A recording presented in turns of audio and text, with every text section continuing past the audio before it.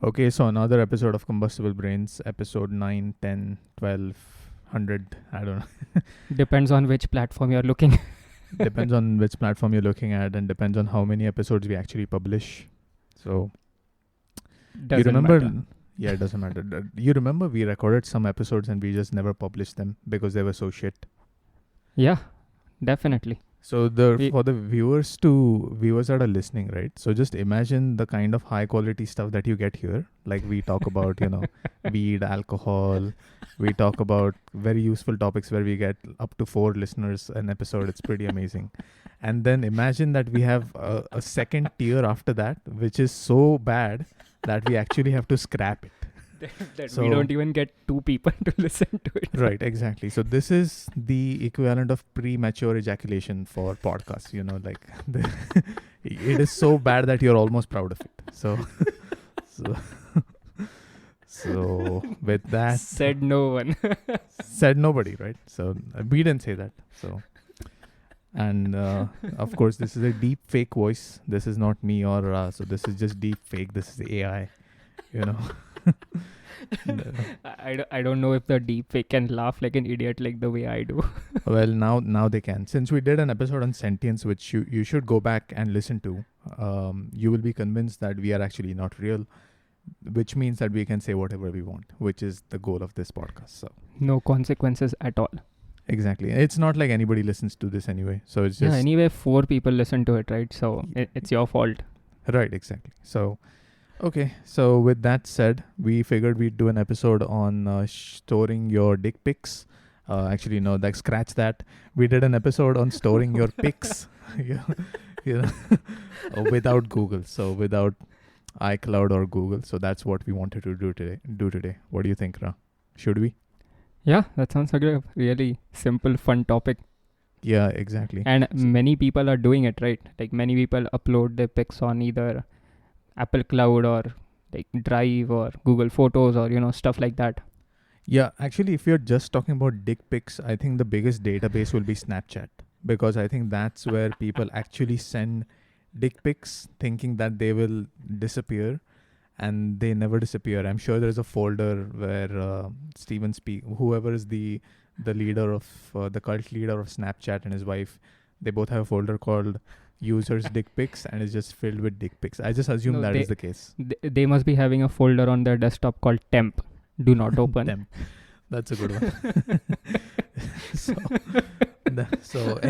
So the point is, if you're sending dick pics on Snapchat, they do end up on Miranda Kerr's temp folder. So you should know that, So don't do that. It's a very bad idea to send your dick pics to Miranda Kerr and her husband.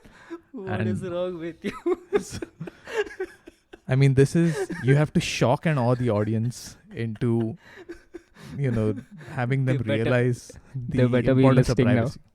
Yeah. I mean, imagine every time you send a dick pic, Miranda Kerr got it. This is just unacceptable, and she knows everything about your dick now. It's not cool, So don't do that. Don't use Snapchat. And we are here to part wisdom on how to actually do it.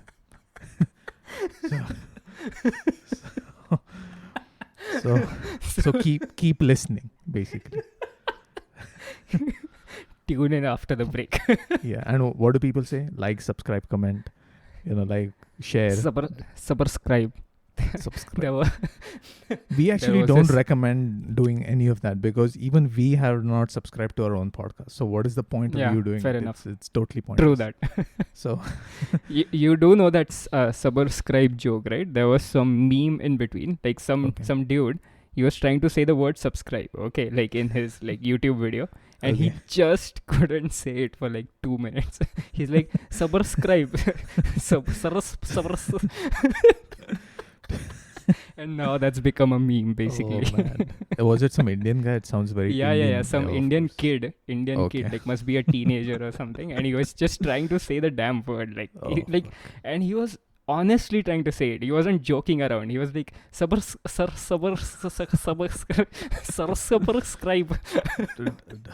Dude, you know what I really hate is the people that say, subscribe, like, comment, and like below. What do they say? Click below the like button or something like. What is it? Like Poco. like Toko or hit the notification bell or subscribe to my dude, channel. that Dude, I notification fucking bell is hate those so people. annoying. I Exactly. hate those people. I hate their families. I hate their everybody but their dog. Because this is the lowest of low that mankind can go. You're Lineage. literally, I hate their lineage because you have to blame the lineage for creating such scum of a human. To have them beg to subscribe to some YouTube channel. Dude, come on. Like, this is the lowest of the low. Like, what else do you like?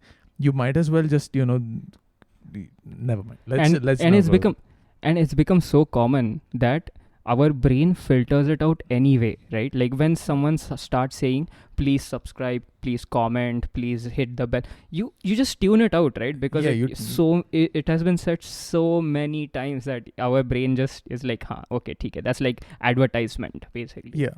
And I hate, since we're on the topic of hating stuff, I also fucking hate those sponsored sections. When you get the sponsored sections, like, I'm sponsored by this Yes. fucking bag or this fucking whatever tripod stand or this app or this fucking VPN. The VPN is the worst. Like, who Dude, the it fuck? is the worst. The VPN It is is the the worst. worst. And they keep touting it like, privacy. I'm like, no, that just takes the thing from one person to the other. Like ISP, instead of that, you put it to the VPN company. Like, you're not, like, it's not privacy that you're like doing. It's probably worse, man. Because at that point, it's like you are literally giving your data to one dude somewhere, like in a basement in Vietnam or something. Not to single out the Vietnamese people, but this is just a joke. So Right. so And the worst or of India, those, like whatever. and the worst of those are the ones who like put it cheekily into their like script. So I don't remember who it was. I used to like see this one men's fashion guy. Okay, like he used to talk about like some suits and this and that, whatever. And he used to always do that. Like always, he used to have his sponsor as a part of things you should do kind of thing. Fuck. And it was so annoying. He's like talking about normal shit, and then all of a sudden he's like, Vincent Chase watches, they are the best. I'm like, no, they're not. They're you not. clearly don't use it. Yeah, dude, those people suck. So I just wanted to get that hate out. Fuck these guys. Such So a weird rant, man. Yeah, dude, no, really, this is legitimately an issue on YouTube and all these other sites where they're just shoving ads in your face all the time, like Instagram, TikTok, YouTube. No matter what platform you go to these days, you're first going to be, shoved with ads, bullshit that you never wanted in the first place. It has become so bad, in fact, that I go actively out of my way to avoid these platforms now. So it is. It's very peaceful when you actually avoid it. You actually have a better life, way better life. So yeah. Indeed. I guess even on Instagram, it has this issue. Like I don't browse Instagram, so I don't know. Yeah, I deleted my account because of it. Because Instagram is even worse because they have this, this algorithm, right, that can basically like hook you onto their ads very quickly. So you get sponsored profiles, and the sponsored profiles are basically ads, and those profiles are like already sold to some brand somewhere. So it's just bad. You just get ads, and just couple it with all the thoughts that as in THOTS, right, on Instagram that you get. So there is the whole like sexual like aspect to it. So they'll try to hook you on with like a very hot body or something like a very attractive picture, and then they'll be trying to sell you a fucking bag or some bullshit like that. Like you do not. Oh yes, right. I've seen those, like in the pic they are holding that like protein shake or some stuff exactly. Like that, Bang energy, like that kind of shit. Like, so it was so bad. And the thing is, like, I encourage everybody to do this experiment. Like, delete Instagram. Like, you don't have to delete the account like I did. Just delete it.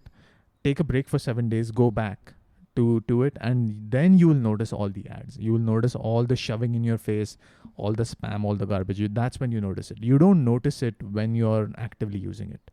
So, dude, to be honest, we are the one of the lesser amount of people who actually would notice it, because most people, it just like Instagram, they put it back even after like a bit of a break, they're back into that mindless scrolling. So yeah, I don't know like how many people can actually notice that. Yeah, and people are hooked on this shit. Like people, and especially worse are those people that actually don't post. So this is something I realized. So people that don't post are actually more hooked on Instagram than the people that are posting. Because at least with posting, right, you get that creation, that drive, right? like you get like, okay, Correct. that joy of posting, that you are creating some content, you are to use your brain. At least you have to like figure Correct. out to Some frame the filter, picture, right? like how to Yeah. filter, how to frame, like some shit. But the consumers, that is the worst one. So there'll be like silent Instagrammers, which you will notice, like they will check your stories and stuff. So you can very quickly identify who the real losers are. And you can go to their profile and there'll be like 300 followers, like, but they'll be they'll be following and they'll be on Instagram fucking all day and they don't even realize it. And these are the people who will be in like denial. So they'll be saying, I don't use Instagram that much, because in their mind they don't, because they don't post. Their last post is 2 years ago, but they are fucking hooked on this app like all fucking day, all fucking night. Exactly, man. That's a really good point, because I've heard so many people say that, no, I'm not active on Instagram. I don't really post much. I just sometimes, quote unquote, sometimes browse. And we know how that sometimes is, right? Like when you have the app on your phone, and it's not like the people who are doing this are stupid, because like we were talking the other day, these are really smart people employed by these companies like Insta, Facebook, like, the same company, but these social media people, they employ scientists, like psychologists. They know what they're doing. They know how to hook you in from a psychological standpoint, Correct. So it's not like, it's not like they have taken efforts to make sure that you don't leave.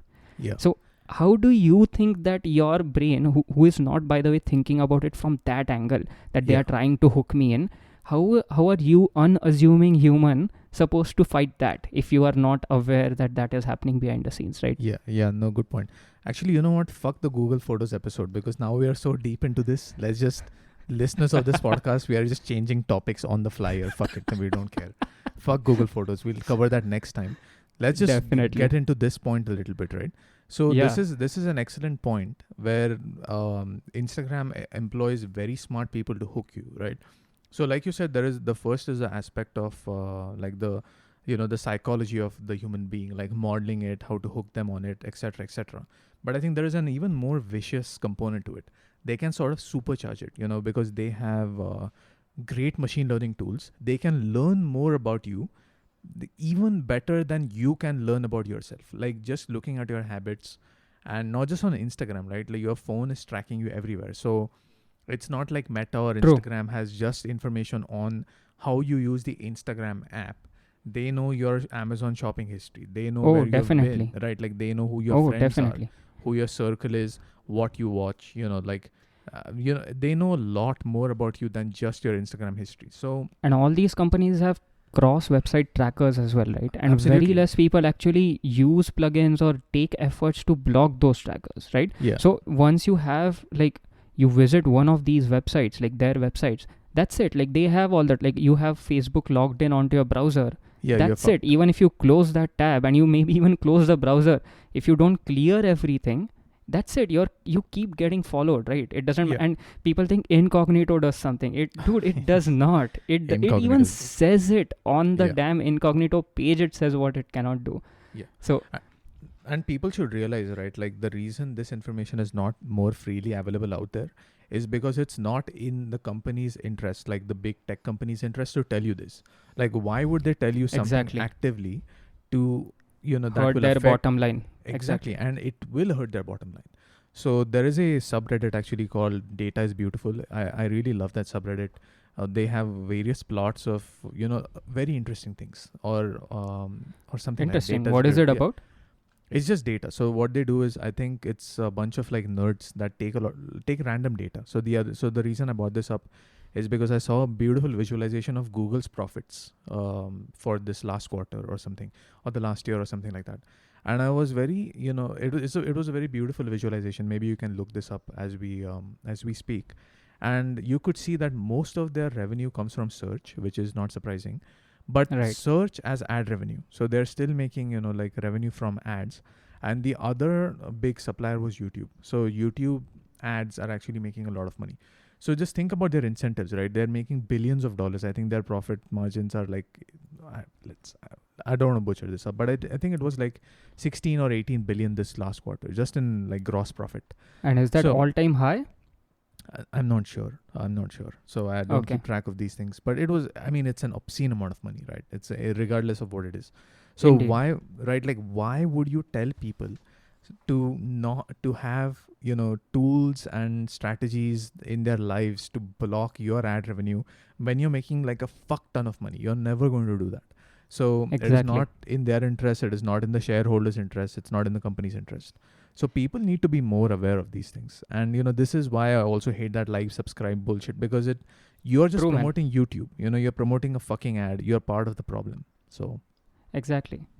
No, seriously, like, of course they don't want you to know that they are doing all of these behind the scenes, right? Else that will obviously, like, take away their bottom line, which no one wants. And many people, like, argue in such places where they say that these companies aren't evil, they are ethical, this, that.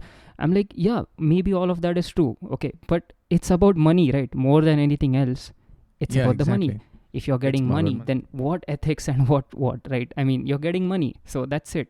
It doesn't matter if, like, people are addicted to your app. It doesn't matter if any of these things are happening.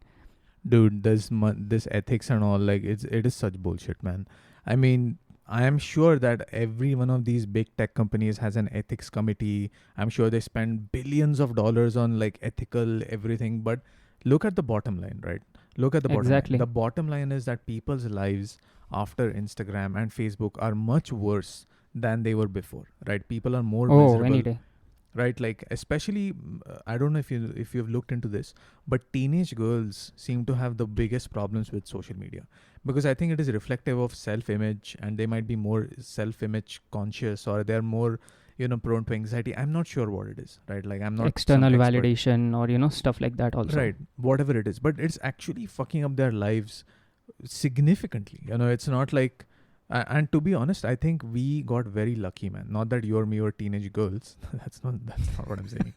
But but our generation, I feel, slipped through the cracks, more or less. Like, we had a normal childhood. We didn't have cell phones when we were 8 years old. I actually feel like lucky now, because True. we had that real world experience. We've played with our friends outside. Do you remember like playing Roblox? No, man. You're going to remember playing playing with your friends and having a good time and having a good childhood. All these things are Outdoors, gone. It's so basically. crazy. Right.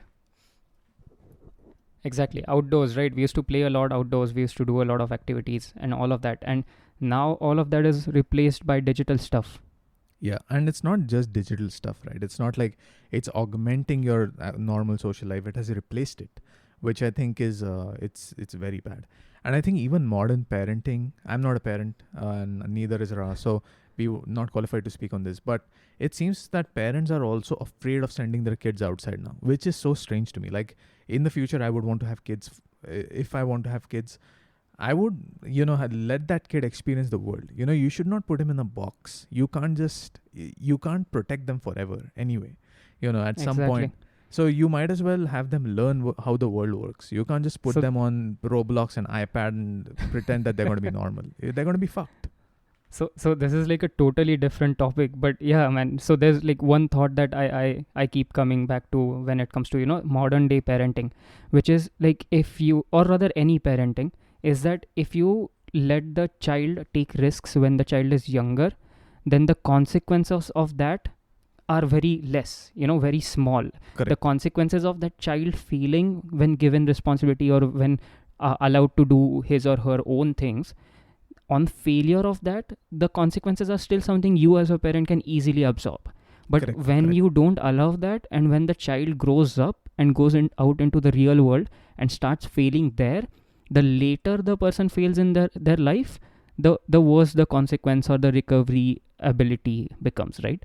So Yeah. I think it's such a tangent, but still.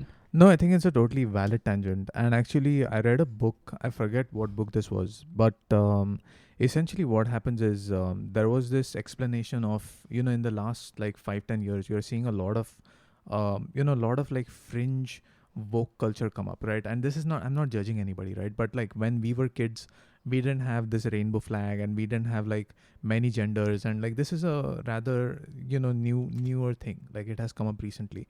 And one theory on why it happens, and to be clear, right, like, I personally don't care what you do. Like, you can do whatever you want. I'm a supporter of, humans expressing themselves any way they want, as long as they don't bother me, and I won't bother them. Everything is good.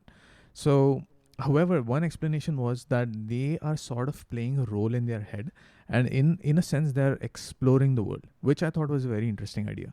So for example, if they don't get to play with dolls, for example, let's say you're a guy and you're playing with dolls when you're 2, nobody's going to care. Nobody's going to care. They're just going to look at it, and they're probably going to say he'll test it and probably grow out of it, and if he doesn't grow out of it, there might be something else to it. However, Right. if you didn't get that opportunity, right, if you didn't get to experiment with 100 things when you are, say, very young, then you are going to express that as an adult. That was the idea that they were presenting. Yeah. Interesting. And that's why, well, the theory was that's why we are seeing this, explosion of all these fringe, you have everything these days from not just the LGBTQ community, but you have furries. There's all this kind of, fringe stuff that now exists. And one theory was that this is why it exists. So that was very interesting to me. That's Interesting. like, well, maybe they are onto something there. I mean, who knows? Could be, man. Could be.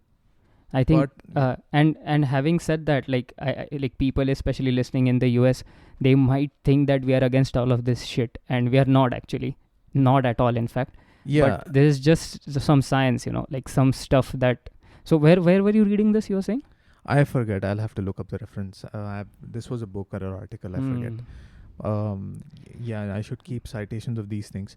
But yeah, also I want to keep this one thought in mind, right? Like people in the US, like you are, constrained to US culture, and Ra and me, we are Indian people. We have a different culture. Our value system is different. So we don't operate in the same space as, somebody who was born in the US and was brought up with this culture. We have different ideas.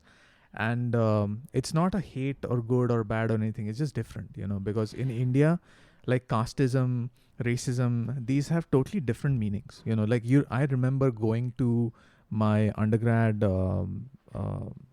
like admissions basically. And I Right. went there, and the whole thing was sorted by caste and religion. You remember this, right? Exactly. It was Very much, man. It is fucking wild. I mean, you go there and you say like, okay, let's say the exam is for like 200 points or something, whatever it was, 100 points. And then if you score 80, and if you're a Brahmin, then you can go to, the College of Engineering, Pune for computer science. But if you're, or whatever, right? But if you are a scheduled caste member and then you get only 40, you can get the same opportunity. And this is official. Like this might Right. shock people in the US, but it's official. Like it's, you have to put your religion, Correct. caste, family, like all this stuff on paper for like stuff that will affect your life outcomes, like where you study, what happens. So it's totally different culture. So you Exactly, should be, man. And I you think should know that. something to take out of all of this, like the previous topic and this topic, is that the conversations to me is way more important than anything else.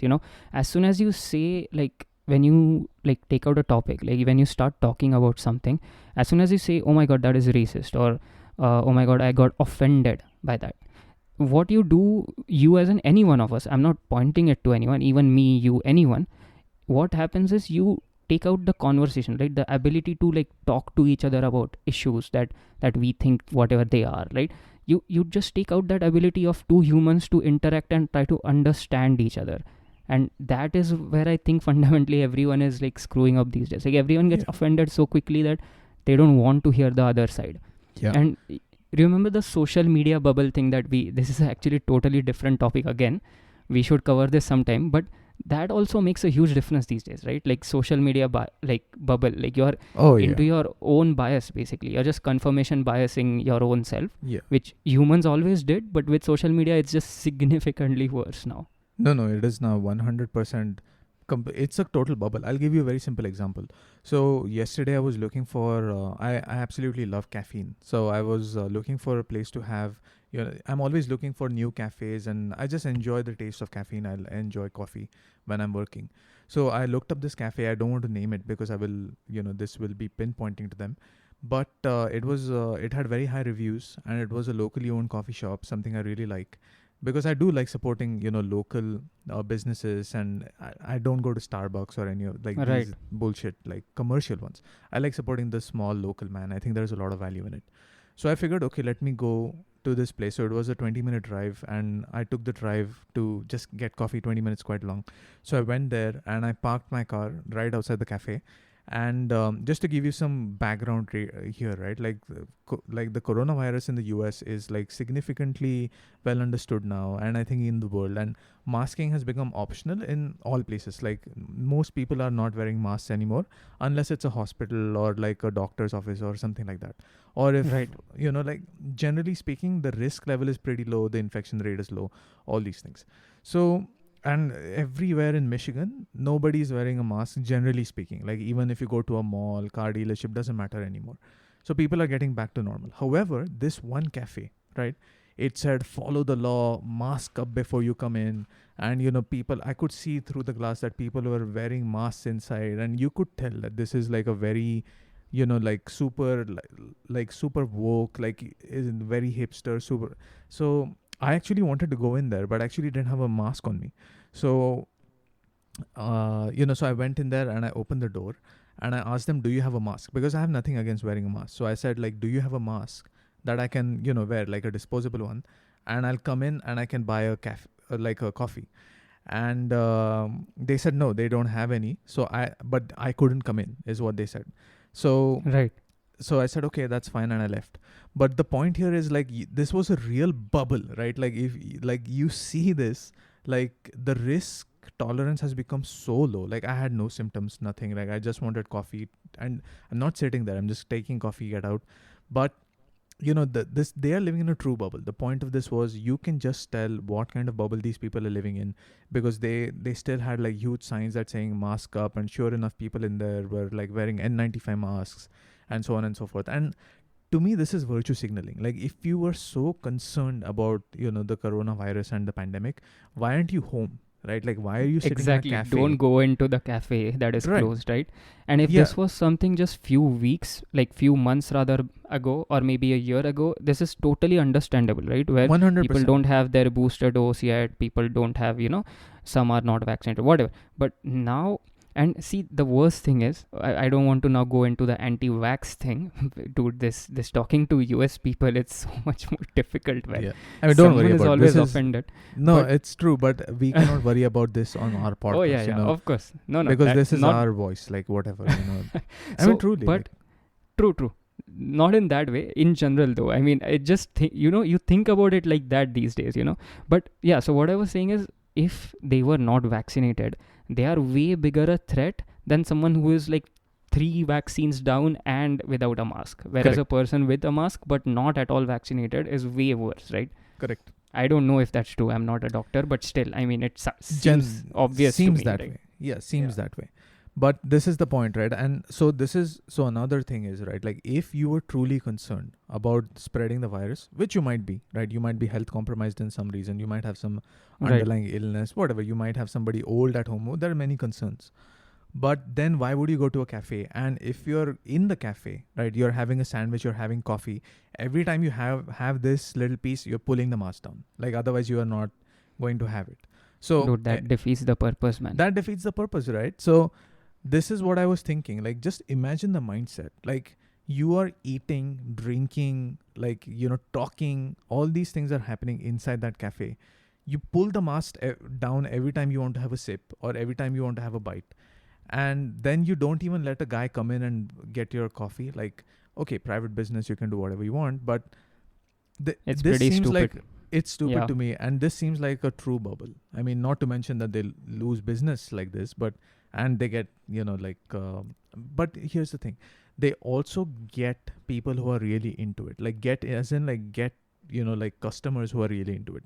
Because there is a section of society that really enjoys this kind of stuff, It's this signaling effect. Why though, right? Because they are not achieving anything. Like you're in a public closed place, pulling your mask down every time you have a sip. That is literally pointless. Like if you were so concerned, like you said, just sit home. Don't come. No, but see, that's the thing, right? That's the bubble. So you can, So you can just imagine these people's like Instagram feed. You can imagine their Twitter feed. You can imagine, like the moment you look at it like that, I don't want to blame the human, right? You almost want to blame the system for creating conditions that put these very vulnerable humans into such positions, right? Dude, Let's see, right? So they You must know be what I mean, having right? like exactly. So they must be like having their own Instagram feed with their own Instagram followers, and then they go into the cafe with the mask on, and then put like hashtag coffee, hashtag local, something, hashtag mask, hashtag Exactly. something, and then everyone's like, oh my god, look how much care you're taking, how much how responsible of a citizen you are by wearing mask inside the cafe, Right. and stuff like that. Yeah, and by the way, if the infection rates are high, I will happily wear a mask anywhere I go. I'm nothing against it, Oh, definitely. Right? Like Definitely. I have nothing We all against did, right? We all did. Like I have very nothing, recently, very, very recently, I've stopped actually, I still, by the way, carry the mask with me everywhere, even now, even in India. But Right. now, since the past like 2 months, maybe 3 months, I've finally stopped wearing mask, right? Because, I can see that like the virus is in control. The next wave isn't hit yet. Like if it hits again, I'll start taking care, right? Of course. I mean, these things have to be dynamic, right? Yeah, exactly. And this fear mongering is very bad. So I think this is an example of like being in a bubble. I also think that these people are becoming more and more socially isolated. So there is like we are both huge fans of Andrew Huberman. For listeners of this podcast, great podcast by the way. You should check it out. It can literally change your life. And Huberman, right? Like Huberman, especially stuff on sunlight, man. That really changed my life. Oh, that was crazy. Yeah, Had never thought about it like that. It actually changed my life. But anyway, so he has a point on social isolation and aggression. So, and aggression not in a good sense, right? Like not competition. But if you're socially isolated, right? Like you don't have friends, you're not actually hanging out with people, like diverse people with diverse ideas and interests, etc. You actually limit yourself and you become aggressive towards people that you disagree with. So, and this is so the latter part is my observation. So, for example, the left and the right in the US, as an outsider, I can see they hate each other. This is just. Oh yeah, it baffles me. It's to an outsider, this is mind blowing. Like why should two people that live in the same country, like who have no shared, like hate from the past? It's not like there's 3,000 years of war between them or something. Like there's no such thing. There's one civil war years ago, and that's done. Then there is, of course, the issue of like slavery in the US and etc. so on. But that has nothing to do with the current left and right, or maybe it does, but very little in the current left versus right. So left and right hate each other. But to your earlier point, right, they are absolutely unwilling to have a conversation with each other. Just look at a left-leaning Instagram or Twitter feed, and then look at a right-leaning Instagram or Twitter feed. There is zero conversation between two sides. It's absolutely mind-blowing. And it is crazy, man. Yeah. The confirmation bias really hits hard here, Oh yeah. And I mean, just imagine the amount of like constructive, useful stuff that can come out when two people talk meaningfully with the intention of listening and learning. Seriously. And, right? So there's so much to learn, but people especially are just boxed in. Especially from someone who you don't agree with. That is very important, which never happens these days. So for some, like, I think we need to clarify what like confirmation bias is, right? In just in a sentence. So basically what it is you have a set of beliefs and you look forward, like you look out for things, actions, people, opinions that agree with your opinion to just improve your own thought that yes, what I was thinking is true. So that is like kind of the gist of it, right? So this is like basic human behavior. By the way, this has been happening from before social media, but before at least you physically met people, right? So you had to sit in front of someone who does not agree with you, who tells you on your face that no, this is bullshit, whatever you're talking about is shit, right? But now what has happened is due to social media, you can surround yourself like, and not just like one or two people, you can surround yourself with like hundreds and hundreds and hundreds of people, your followers, your friends, like quote unquote friends.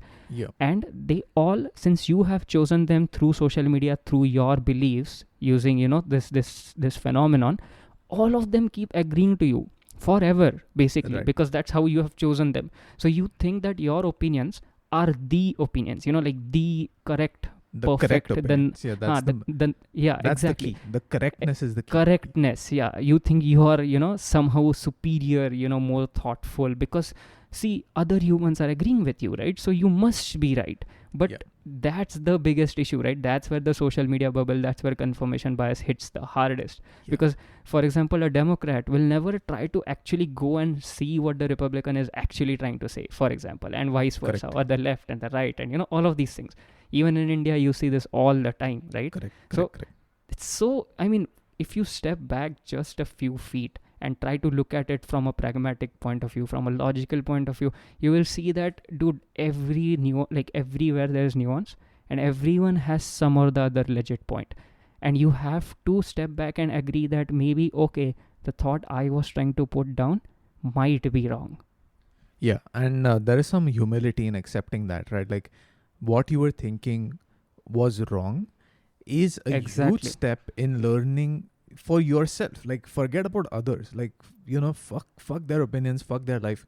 It is actually the moment you make that change in your own life, saying, oh no, I was wrong, you open the possibility of learning, right? So until you do that, you are going to be in a closed box. And this is actually something that I'm very proud of. And I think, Ra, you have the same quality. And I think that's why we are good friends, right? Since so many decades now, that we have the ability to go back and say, no, I was wrong. You know what? I was wrong.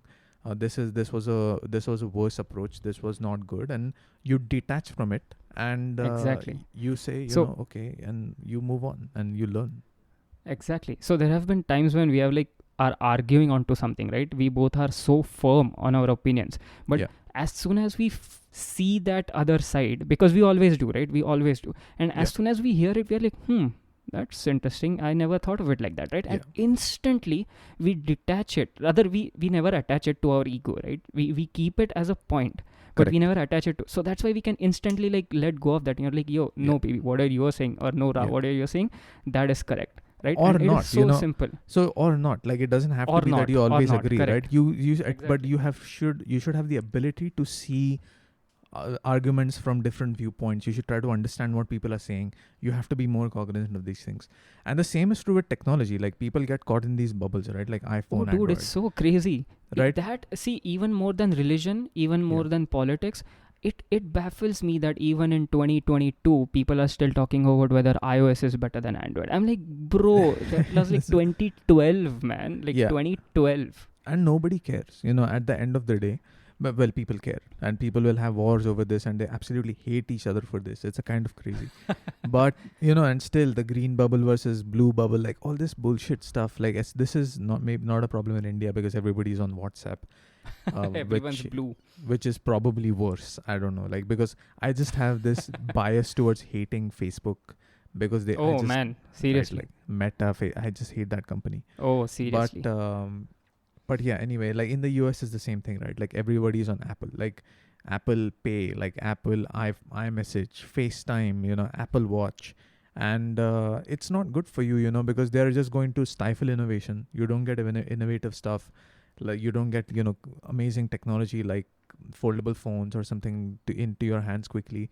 It just limits you. So if you have the ability to detach, maybe if you have maybe you have a flagship iPhone this year, get a shitty one next year. The cheapest one.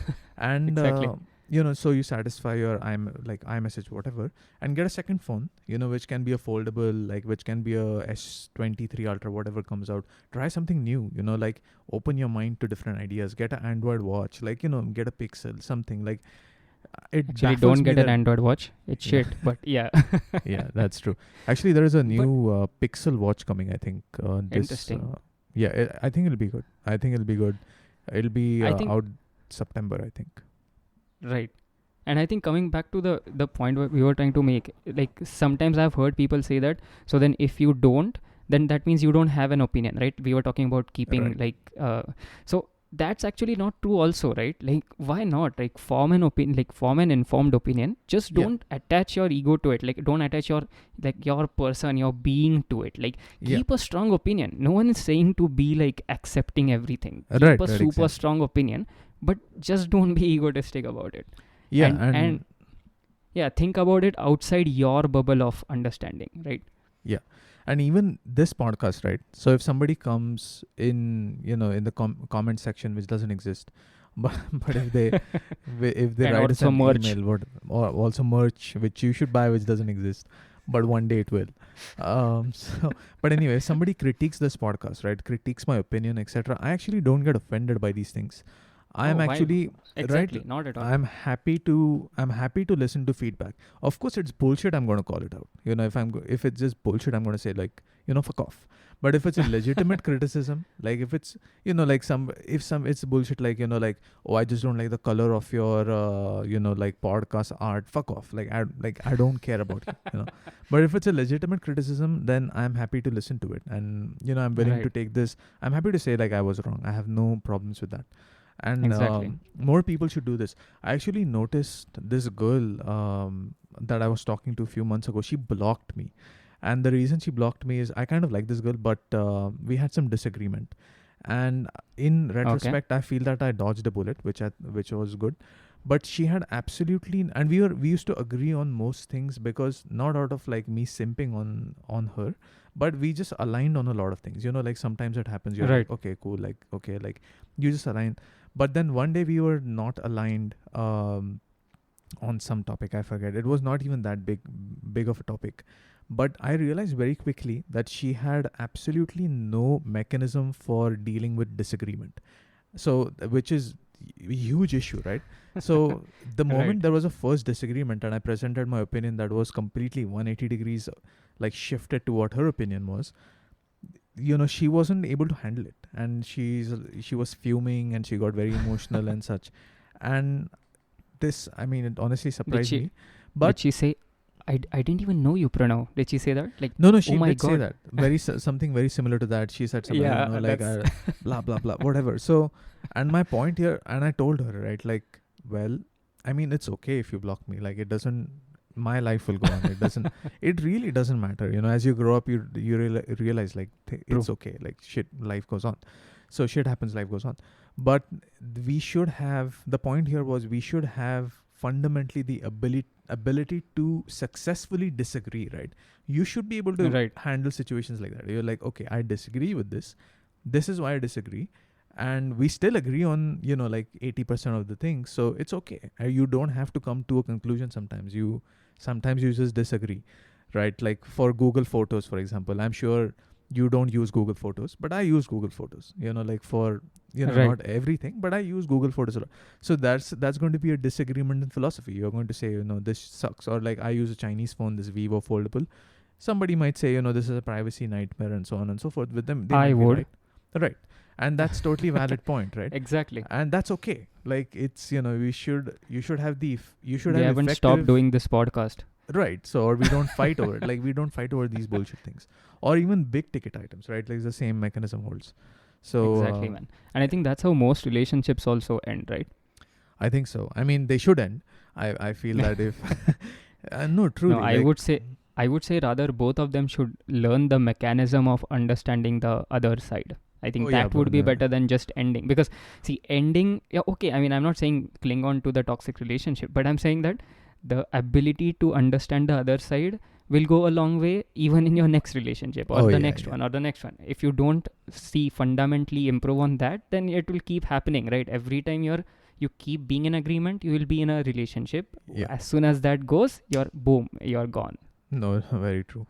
And with that, I think we should wrap this podcast up. We're probably like deep into this. This is, I think, the most random podcast we have ever done, right? Like, yeah, but I enjoyed this one too. Yeah, so. we started off. Oh, I think there is one more point we need to make. Is it already a long one? Yeah, I think it's a bloody long one. Pretty long. Yeah, one more point. That you remember the slot machine logic that I told you about. So we were talking about these psychology things, right? About like how these Facebook and these big companies, Insta, like they employ these scientists and people who analyze these cycles. So this slot machine thing was crazy to me when I had read it. So what that is essentially, say you like one type of pick, they don't show you the next pick in the row, in the line basically, the one you like.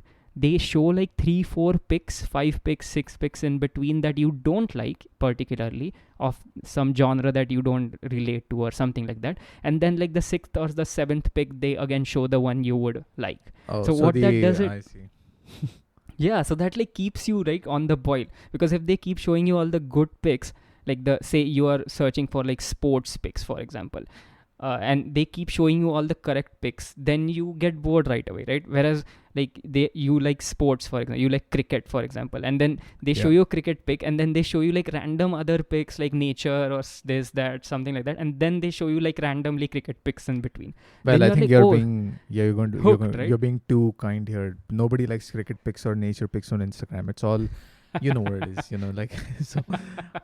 But so the slot machine part is you scrolling through, right? Like that is the action, and then your reward is like whatever you like, you get it every now and then. The uncertainty is the thing that keeps you hooked, which is super scary, man, when you think about how much they engineer these products. Yeah, I mean it is a legit mechanism of also being happy, like intermittent reward.